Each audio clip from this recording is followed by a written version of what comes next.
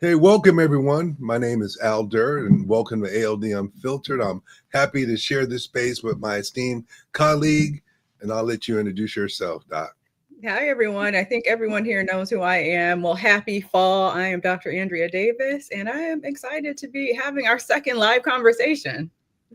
And this one started off much better than the last one because I Hmm. have multiple windows of my YouTube channel open. So the music wasn't reverberating. So I'm happy that I will not be blamed for the start of this one. So welcome everyone, and we're going to get right into it. We had an opportunity to reach out, and we received a few, there were 3 or 4 questions, but one Hmm. of them resonated with us. So let's show the very first question, and let's start off with that conversation. All right. In the light of current events, how can I approach difficult conversations with friends who didn't see racial undertones from conservative influences? Ooh, that That one, that's a rough one out. is, That is, yeah, yeah, no, go ahead, go ahead. is it because look, this question sparked a a pretty not intense conversation, but a very enlightening conversation between Dr. Davis and myself earlier today. And when we talk about how to approach these difficult conversations, I always encourage people first and foremost to one, not look at them as difficult conversations, but look at them as brave conversations.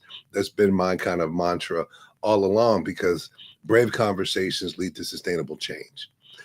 Two, I think when you think about it from racial undertones, Dr. Davis and I had a conversation earlier today, um, kind of in a space where it dealt with civility and POVs, and for the purpose of this conversation is points of views.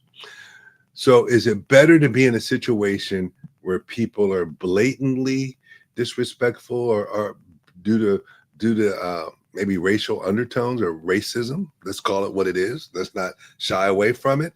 Or would you prefer to be in a space where it's subtle and you really aren't sure? So, I would say in response to this particular question, before we go and divert from it, for me personally, I I welcome those conversations because I look at them from a place of how do I how do I get a better perspective and understanding, right? But both parties have to be in the same mindset because without it, it becomes adversarial. I believe, and sometimes we need to have some of these conversations that maybe push the button, but you call them friends, and I would caution people to be careful with that term as well because we use that very loosely. So they may be colleagues, and you may have your own perspective or thoughts and your own value system. And not, I mean, I have family members I don't agree with. So let's just be mindful that if it's racial undertones or you perceive that to be the case, I would say this is what it sounds like to me, or paraphrase and said, this is what I heard you say. I'll pause there, Dr. Davis. I don't want to take all the oxygen out of the room. I defer back to you. So, kind of a few thoughts about what you said in response to this question. So I'm going to go around and then eventually get to the answer of this question. Well, Okay. one, I think it's okay to call these difficult conversations. I mean, I know in our work that we do with clients and whatnot, I think we are trying to be encouraging for folks to have straight up conversations in the workplace. So we say, have a brave conversations and whatnot. But I don't think it's a problem to call it what it is. They are difficult. I mean, I think in many ways you have to be brave to engage in them, but I think it's okay. I think I would just push back on maybe the idea that there's something inherently wrong with framing it as a difficult conversation. I think they are difficult, and I think calling the thing a thing is important. And that's my soapbox Mhm. forever and always. I got you. Calling something, naming something. So that was just one part that struck me.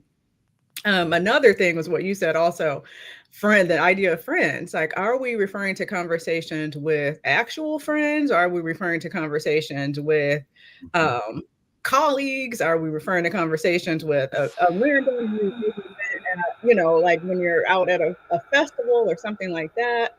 Who exactly are we talking about? Because for me, that might dictate the amount of emotional labor that I'm willing to put into the conversation. Um, Emotional labor, and then also in intellectual labor too, right? If it's someone who's sort of on the periphery of my life, you know what? I just don't have it. I'm going to choose me. I'm going to choose, to my point a couple months ago, and the article for the newsletter, I might just choose silence. I'm just going to opt out, right? Because I don't want to engage. I feel like maintaining my own sanity really is more important than engaging. But if it is someone who is indeed truly a friend, then of course that's going to make me more likely to want to engage, or to actually engage in and of itself. And then I guess as it relates to the actual question, then, how can you approach it how can you approach conversations with friends who don't see racial undertones? But this person is asking specifically from conservative influencers, which that's like a whole other thing. That's a very specific category. But I think, I would say similarly to how I would approach conversations with friends who don't see racial undertones in, racial undertones, period. Like in life, no matter who it's from. I know this person is asking about conservative influencers, but I think that calling when there are people who don't recognize that race comes up in everything, right? That race kind of undergirds everything that we do in this country. What I like to do is start showing examples of how race shows up. So whether I am, and depending on the nature of the conversation, it might be talking about how, and I should probably say how racism shows up, right? Because it's important to, I think, distinguish race being a problem versus racism being a problem, right? Race can be celebrated, racial differences and all that can be celebrated. Racism is a problem. So I like to, perhaps the context may be to bring up different stats about inequities that are present among the different races. When it comes down to, if I am kind of debating a person about comments that an individual has said, I might use their own words. Hey, this person said that about, about a person of color, or whatever. I use their own words to show, like, this is how race got into the situation. This is how they brought race into the conversation. And then sometimes it might require a little history lesson. Right? You're talking about how, I think often about conversations about drugs, like how all drugs in the US, all illegal drugs, I should say, in the US, basically the ban on them, you can trace them back to racist policy that started here. You can trace it back to, fear of Black men or of Asian men or that kind of thing. Like every single major drug in the US that is banned, you can directly trace back to a fear of a certain group. And a lot of folks don't recognize that. But that is when I feel like I have maybe an opportunity to provide a little bit of a history lesson. But also, last but not least, sometimes you just can't. Sometimes you can't do anything. And now I feel like I'm taking up all the space. As you said, you only talked for a couple of minutes. Now I'm doing all the talking. But sometimes you just can't, when there are people who I think are dedicated to seeing things a certain way, to really being overly reductionist on very complex topics, and who may reduce various things that they say to just, this is my opinion and it's okay. Well, it's not okay to me, and I'm not going to try to change you. There are folks in that camp too. It's not okay to me. And if you want to, as we're hearing a lot lately over the last few weeks, over the last, month or so, we just have a difference of opinion. No, racism is not a difference of opinion. Sexism is not a difference of opinion. Ethnocentrism is not a difference of opinion. If your values don't align with mine, if you're the way you see things are dehumanizing, maybe we just need to, wrap this up like that. So maybe you're not the friend that I need to have in my life, because truly our values do not align. And if you're reducing it to like, well, we shouldn't have a problem with each other just because we differ in opinion. No, humanity is not an opinion. Okay, so let me jump in on the values. We talked about this earlier, and it's well known, when values collide, people divide. But there's an expectation, or as you stated, that some people will believe, or we believe, that they should understand with clarity what racism is. One.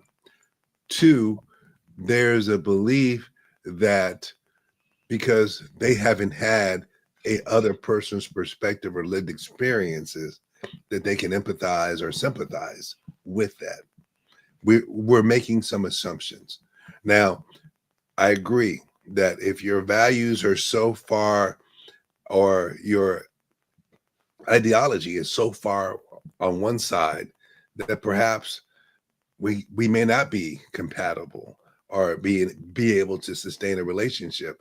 However, when it comes to whether you live in certain communities, I've worked with people, and we received a question earlier related to the Jimmy Kimmel show, right? And I don't know if we can bring that up, Juan, but it talked about, there are people talking about the Jimmy Kimmel show, and they're not talking about the 300,000 Black women who have been fired since the beginning of this administration. I'll put it that way. I'll reframe it slightly. And let's talk about both of those, right?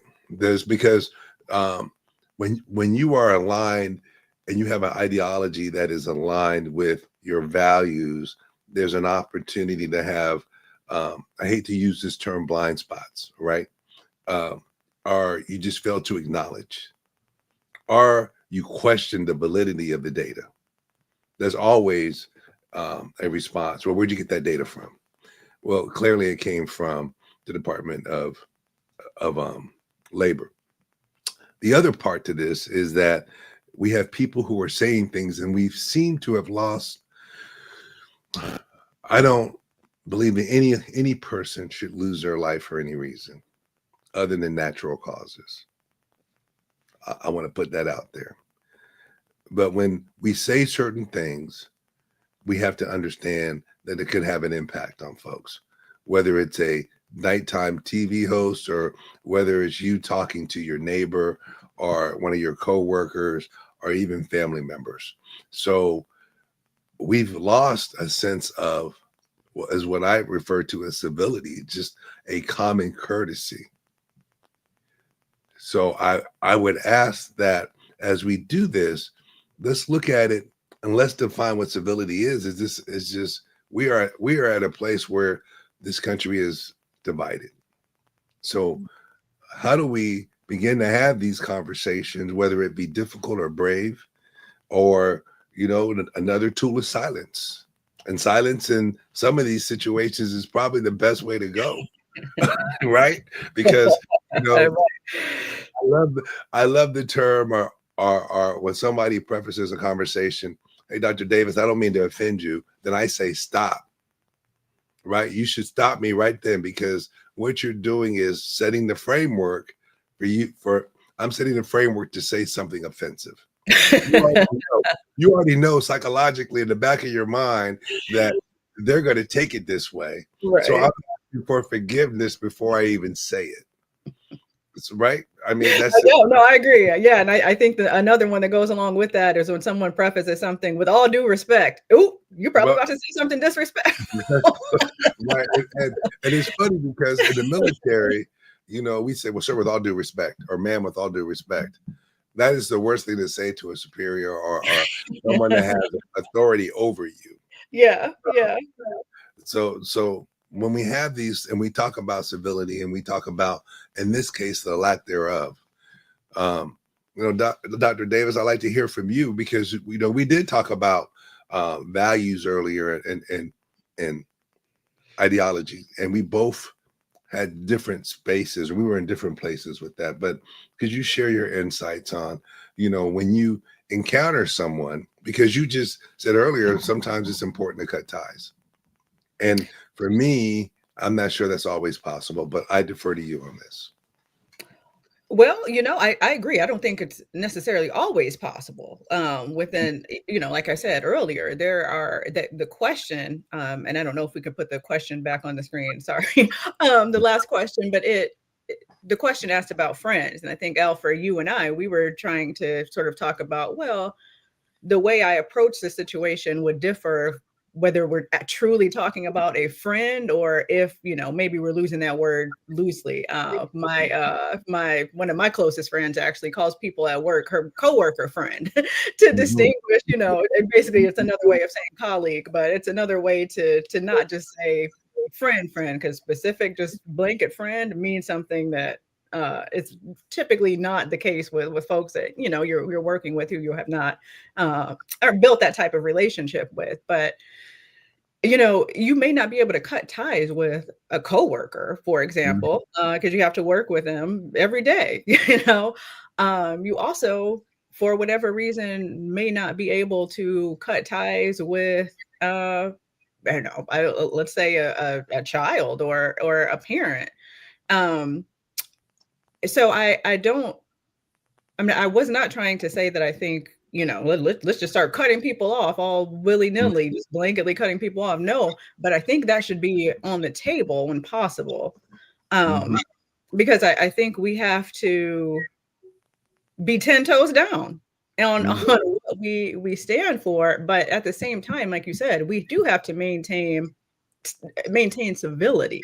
And I think that is a different thing here. The fact that in many contexts, civility has gone out the window is just so tragic. And I think we can remain civil with people who we're engaging with, no matter, maybe no matter what might be a stretch. But, in most instances, I think that we can remain civil with folks who are on totally opposite sides of the spectrum in terms of viewpoints and how we see the world and even how we see humanity, because we are navigating the world with people who feel very differently from us, with people who see life and Earth just so different. So it's like, what kind of planet do we want to be on? We have to be able to be civil.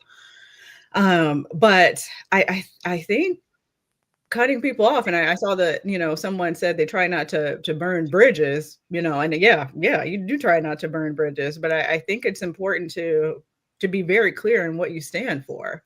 And I think there's a way to do that as well. And let's just say, for example, you have a colleague. I won't call people that I work with friends. I mean, I do have friends that I work with, but not everybody that I work with is a friend. So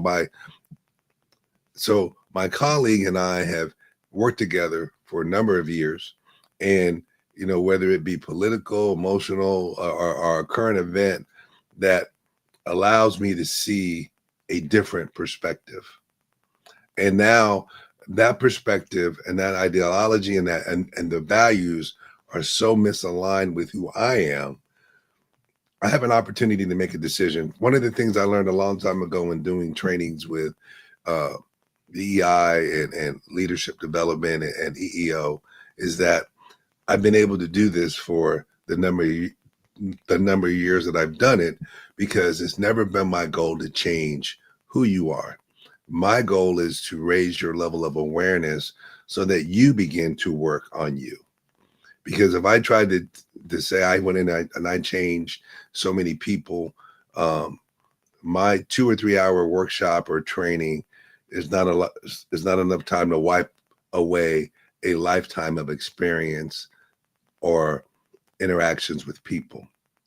So I say that to say that sometimes, we talk about, and not to make it a combative thing, keep your friends close, but your enemies even closer.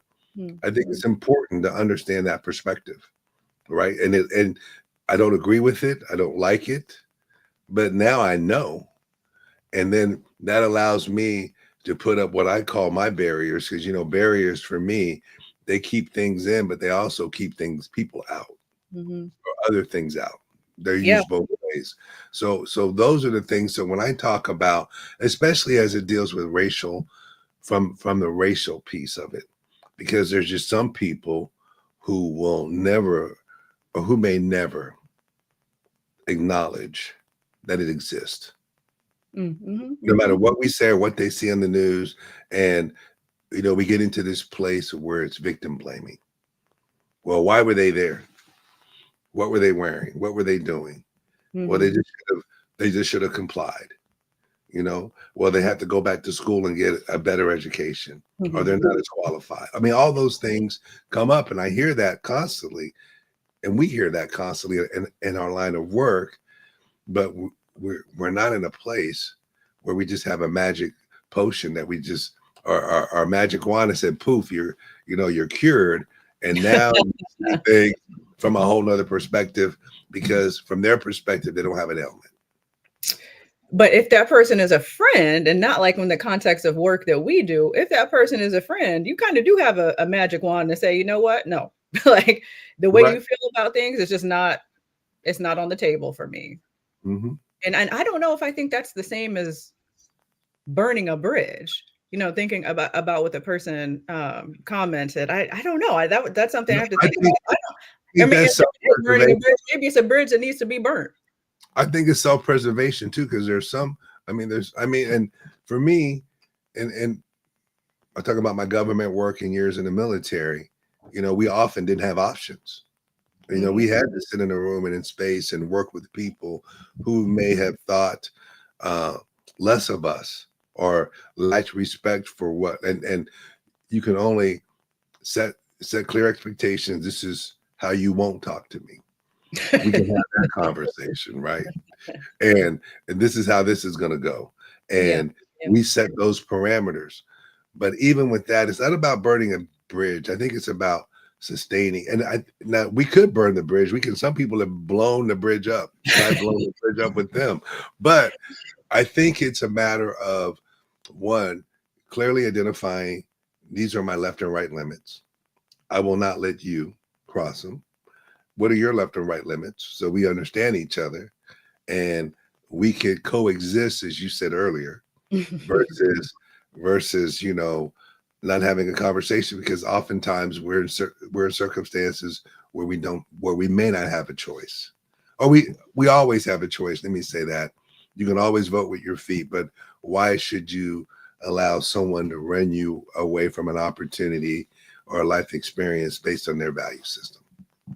Yeah, yeah. I think the idea of choice is a whole other conversation, right? But yeah, I mean, are you going to quit your job because you have a coworker who's a bigot? Probably, not. If you could just, again, like we said, coexist with them. But yeah, I think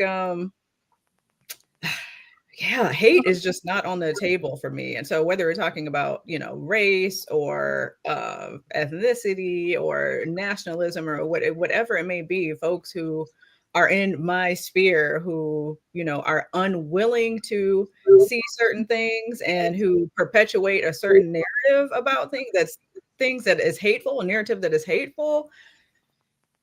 I I don't think I don't want that kind of person as a friend. And Right. so, I period. agree. And I would also say that in some circumstances you have to deal with that, and it goes back to the question we talked about numerous times. Would you rather live in a place where a person was blatantly racist and you knew what to expect, or would you rather be in a space where it's subtle in nature and you're all often questioning if this was that case, right? Because now people have even um, become offended and weaponize the term racism. You're a racist. And they're like, oh no, that's what you all do. That's what people do when, they don't want to hear the truth, or I'm treating you like I treat everyone else, or I don't see color. And, some of my best friends are, and all those things, right? I mean, we call them micro behaviors and more specifically microaggressions. But I use that word "but" versus "and" because sometimes I want to pause and stop it so people understand that what I'm about to say is more important. That if you're on the other side, whichever side you're on, because we talk about having these conversations, sometimes we're going to hear things that are not in alignment with our value system, and really maybe shake us at our core. And we may share things with other people the same way. I would say you have to be willing to listen to both sides. Both sides need to be in a place where they can have a conversation. But I know that may be, but I don't want anyone to be triggered or placed in a space where they are feel unsafe. Dr. Davis, I'll defer to you. So what do you mean by that when you say listen to both sides? Like, because I think we've heard a lot. I mean, even our president has used that kind of terminology, right? I'm glad you asked. I'm glad you asked, because when I was a young man, I went to basic training. Okay. This was a long time ago. It wasn't that long time. Well, yeah, it was. Okay. It was a while back before you even probably born. But I went to basic training, and as I'm there, I was put in a position of leadership right away. And one of the people came up to me and said, "You're the first Black person I've ever seen in person." Okay. And your point being, right? That's what I was like. Did you think we were fictional characters that were just only on TV? But I digress, right? So we had these conversations, and he said, "You were not what I expected. This is not what I've experienced." And we, even to this day, I got an email from him. I don't know how he found me, maybe like 6 or 7 months ago, to say, "Hey, I see you doing great things. I knew you would from the moment that I had a chance to get to know you." Mm-hmm. Now, had he not had that experience with me and had a chance to get to know me, then maybe he would have assumed that all the characters that he saw on TV were the formula, were kind of like, that's what it is, right? So if I'm listening to someone that grew up in a home that constantly disparaged and talked about, right? So help me to understand how you derived or how you arrived at this place that you have this point of view. Mm-hmm. And then equally, I can tell you that I've had to overcome trust issues when dealing with someone that looks like you from that experience, but I'm willing to give you an opportunity. So hopefully it sets the framework up for greater dialogue, or at least a higher level of sensitivity as we're having these conversations. Okay. So in that case, you're saying you're just open to someone kind of sharing their lived experience with you. Okay, in his or her case, I don't know. Right. Well, in his case, but getting to know their perspective, mm-hmm. because back in the 60s and 70s, if you thought about the characters that people of color were given, and social media and TV and entertainment, our community were relegated to less than leading roles, and we were viewed as servants and all these other things. Mm-hmm. We talk about the black doll versus white doll experiment, right? And it got to the point where even young Black girls were saying, "I want the white doll because the white doll is pretty," but that's the image and the information that was put out purposely, right? Not understanding that Black is beautiful as well, right? So, I like the question. I'm afraid to know. I'm always kind of curious, because oftentimes when I speak at conferences or go places, people will come up and say, "You're so articulate.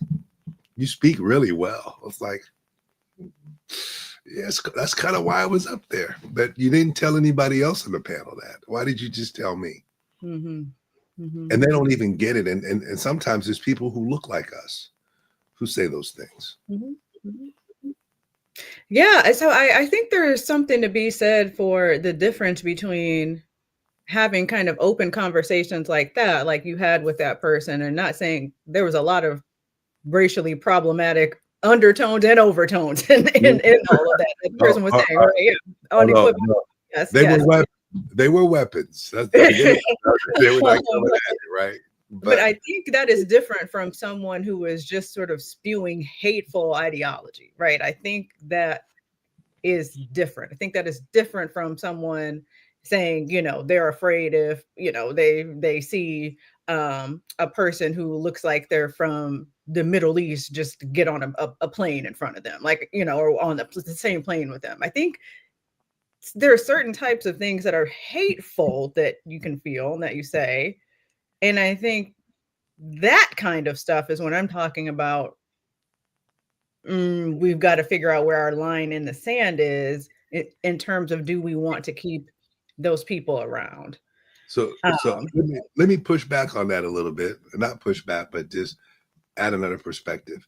Is it you can different? push back. It's all good. Is it different, or is that one of the subtleties I talked about earlier?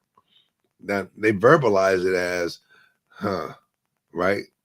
They verbalize it as something, but deep down inside, there's more to that. Contextually, there's a lot more to that versus saying it blatantly.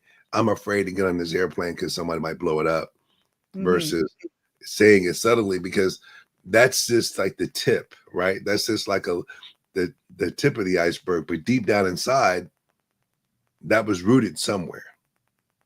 So I totally 100% agree with that. I mhm, just think there are folks who, I often go back to my first roommate in grad school had just like 2 days before we started classes, had just come over to America from China to start school here. And clearly I was her roommate. We were matched. And our first day, she told me all kinds of things about how she was taught in class, that she should not have a black roommate when she comes to America, how that would, be problematic for her life. She probably would become a victim of crime, things like that. She had never met a black person, similarly to, the conversation that you had many years ago. She had said she never met a black person even prior to me. She was asking me, literally asked me things like, if you sit down, like when you sit down, does color come off? Like, does color come off on the couch or like on the toilet? Or like, she asked things like, right. mind you, this is a smart woman, right? But was asking things like that. How do you speak English? Like, I would have never thought that you as a black person speak English, because like I don't know what language I thought you all spoke here, but not English. I Mhm. thought English was only white Americans. And so I could have received that as like, this is racially violent, like, oh my gosh, she's asking me if my brown comes off on the couch when I sit down. Like, what do you mean? No, it's just my skin. Like, does your skin color come off on the couch? But I didn't think that it was hateful. It felt like, okay, this is a lack of exposure. She's asking me questions. There seems to be a willingness to dialogue. She's not trying to run out of this, apartment because we got matched. I felt like that was a different situation than some of the things that I hear to going back to the question about, from influencers and whatnot today, which is just hateful. I think there's a difference between the lack of exposure in some ways. And there's obviously stereotypes and whatnot that comes out of lack of exposure. Mhm. But I think that that's different from just full-fledged bigotry. I feel, and I don't know, maybe it's a fine line, and I don't know, but I it's hear you, but I can't excuse, and I know I hate to use this word. It's the I word. It's the ignorance. I mm, can't excuse that, right? Because you are responsible for what you know, but mhm, you're mhm. also responsible for what you don't know. Now, conversely, I have to say this, that I am not responsible for teaching you about every black man in America, because I am not every black man in America. Right, right. So going back to your experience with that one student, to be fair, if you had had that experience 6 times over a 3-year period at a college or university, how would your perspective be when it happened the 7th? You mean like how would my perspective be if I had had the same conversation with her or with multiple people from Well, China? Like, would, what do you? would you be able to sustain your level of, I'm going to be cordial and have a conversation with you and allow you to get to know me? Or at some point, you reach a wall and say, I'm not having this with you. Matter of fact, I'm gonna unleash what I should have unleashed the first time and let you have it. uh, you know what? I don't know. I don't know, but point taken. Point absolutely taken. I'm not sure what I would have done if that had continued to come up.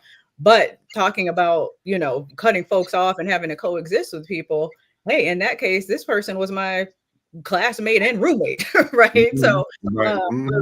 it was advantageous for me in many ways to try to have a collegial relationship with her. But hey, the 7th time, like you said, if this sixth, Right. seventh person had said it, I might have just said, like, I'm opting out and going back to the option that I talked about earlier, when sometimes you just have to choose you. I might not choose to clap back or, say anything rude or disrespectful. For me, it would just look like opting out of the conversation. I'm not doing this with you. Yeah, And yes, my skin color comes off on the couch. Thanks. Like that. So right. And then, but then they go to somebody else and they find the wrong one, right? And then they're like, oh, yes, right. Are you pointing? Hey, go ask that 6'9" guy. Go ask them over there. Yeah, right. Oh my gosh. And I think some of this goes back to actually, I was just talking with somebody the other day about social science literature around the epistemologies of ignorance, and how there's something to be said for willful ignorance around certain topics, and also there's a lot of data that indicates that even when people have information or they know better, that they don't necessarily do better, right? Especially as it relates to the types of topics that we deal with in our work a lot, particularly race. I think some of the pushback against DEI training is that we haven't seen much change in the sense of once people are exposed to information, then it's going to change their behavior. Like that has largely been, I won't say debunked, but it's a source of like people knowing better doesn't necessarily change the way that they act. And there's lots of research to indicate that. So then what then do we then focus on as experts? Like we have to make sure we're taking it from individual level type of training to systemic programmatic type changing, because if enhancing people's awareness and knowledge won't necessarily create a different environment, then we've got to make sure we're focused on like, let's change the environment itself. I would now I'm pushing back. So let's talk about values, right? So we all understand that we live in a value-driven world, right? Our values dictate who we are, how we respond to things. So I think we could sit down and all agree that we have far too many people dying because of guns, right? We all agree that children, that adults, that a lot of murders are occurring with the involvement of guns. But there is a value about the Second Amendment and my right to bear arms, which is often misinterpreted. But anyway, with my right to bear arms, and even though I know that children are dying, I've had relatives that may have lost their lives to gun violence, I am going to fight for my right to bear arms and for other people to bear arms, because that's a part of my value system. So when we think about our values and you think about how people perceive us or perceive other people around them, if it's contrary to their values, yes, Dr. Davis, you are a bright and brilliant woman of color. However, my value system, how I was raised, tells me to treat you another way. I may view you as the exception, but I will not allow you to change the rule. Okay. Yeah. Okay. So what are you saying is the pushback then against what I just said? I want to make sure I'm tracking. I think what I heard you say, and thank you for the paraphrasing, is that we that you may cut off people are totally not like engaged, but I would say that people's value systems trump like the Trump reality. Trump um, override any perspective they may have, their values. If I feel like I'm entitled to something, even though I think it may not be, even if it on the surface may not be fair, but I'm entitled to that because that's part of my value system. That's who I am. Oh yeah, and cognitive dissonance is real too, Yeah. right? So Mhm. yeah. Oh, yeah, I concur. Okay. Okay. Yeah. But I just think that when we begin to have these conversations, or as we enter them, I think that needs to be something that needs to be considered. That, understanding a person's values and changing someone's values is far more difficult. You can give them empirical data, you can give them in your face, here I am nothing like you saw on TV. I am different from any other experience that you had. But when all else comes to the table, I'm going to revert back to my value system and my lived experiences, as do we. Yes, people do that. And I mean, there's always been exceptionalism. There's always been tokens, there's always, one that a person can point to. And so when folks do that, it's funny to me because when have we never had that?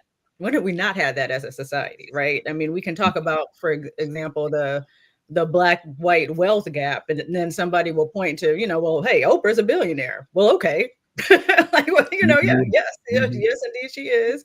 But we've mhm. always had individuals, no matter what type of systemic inequality you're talking about, you've always had individuals who do not fit whatever the dynamic is. So There's I always think an exception. there's always an exception. And so pointing Mhm, out an exception does not change the macro level issue. mhm. Yeah. And I know we got caught up in this. I remember we had a couple of other questions. So Uh, I think we yeah, beat yeah. At this least one up the pretty one, good. because I know we've gone long now. We've Yeah, been well, here a long way. let's So but I appreciate people sending them in. So can we yeah. so we saw this when we go to the next question. I think we did the Jimmy Kimball. So we're gonna go to one We after talked that about one. that one. Did We we really did. talk I about mean, that that's one? how let's go back to it. Can we Okay. see the Jimmy Kimball? I guess I could move Kimmel. You that. keep calling him Kimball. I did say Kimball, didn't I? Kimball. Kimball with a B. Kimball. Kimmel. Jimmy Kimmel. Jimmy, Mr. Kimmel, I apologize. it But sounded it sounded like kibble. Like, it might have. It might don't have. do that man like I that. put my own little, Northwest flair to it. Oh, you Okay. are funny. But yeah.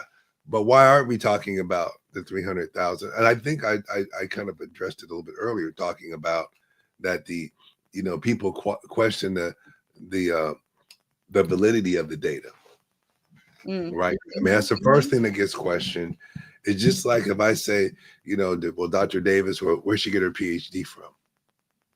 Like, do you ask all PhDs where they got their PhDs from? But That why? happens. But why aren't we talking about that? Um, Racism, sexism, misogynoir. I mean, how much time do we have? I mean, Yeah, what yeah. specifically talking about issues Mhm, related to Black women? I mean, mhm, why are we talking about a lot of them? Why are we not talking about, maternal health care as it relates to Black women? Why are we not talking about Black mhm. women in education? Why are we not talking about so many things?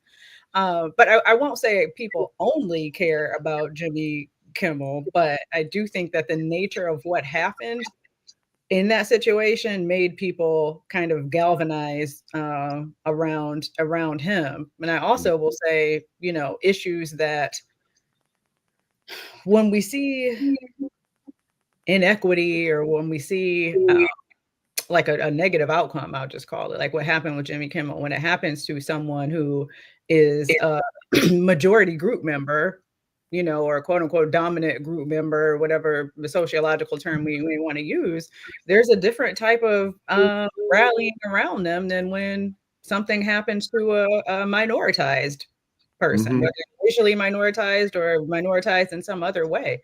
And so that what we're seeing with the Jimmy Kimmel situation is not anything new. But I think what we can do, you know, as folks who want to elevate issues that are not being talked about as much, is make sure that we are indeed elevating it, right? That we are, for every time someone's talking about a Jimmy Kimmel, let's talk about Black women who have, you know, who are out of the workforce now. You know, let's talk about all this other stuff. Because again, those issues just don't get the type of coverage and the type of people don't galvanize around minoritized group member issues in the same way that they do non-minoritized group member problems. And this one was big because it's a direct attack on our fundamental right of free speech, right? And all because he said something that was inflammatory or condescending to someone in this leadership administration or a friend thereof. Now it becomes inappropriate.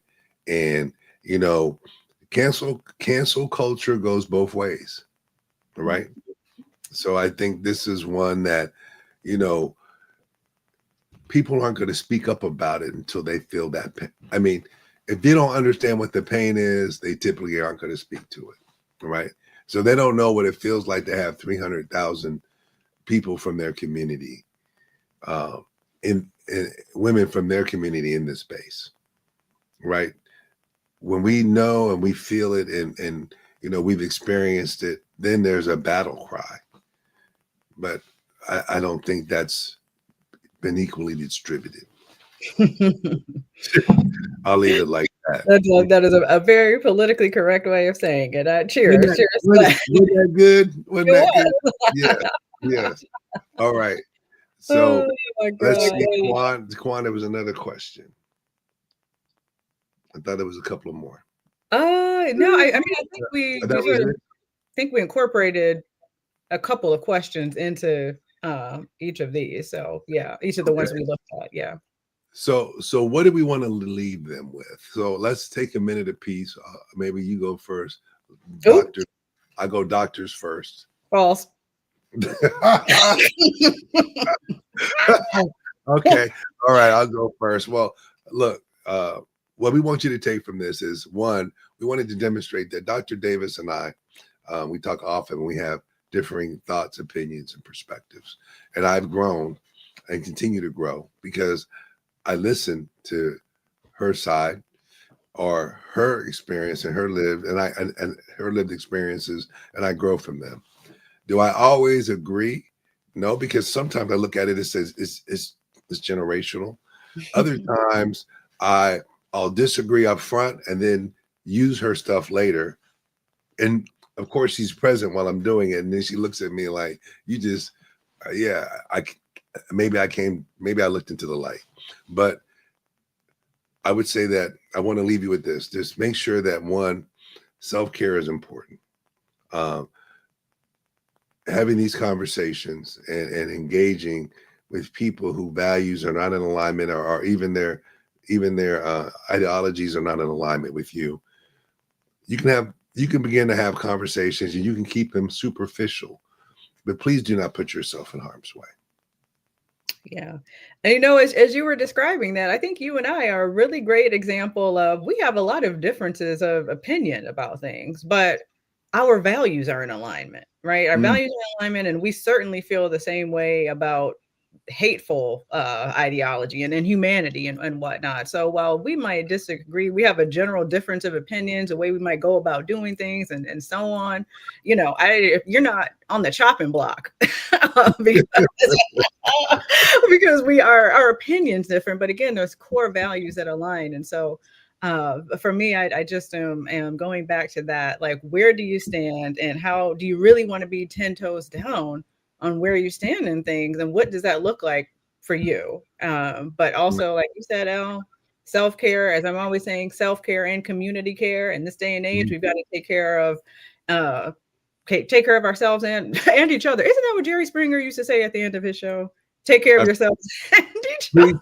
Please don't quote Jerry Springer. I don't know why. I just it's like after he watches people.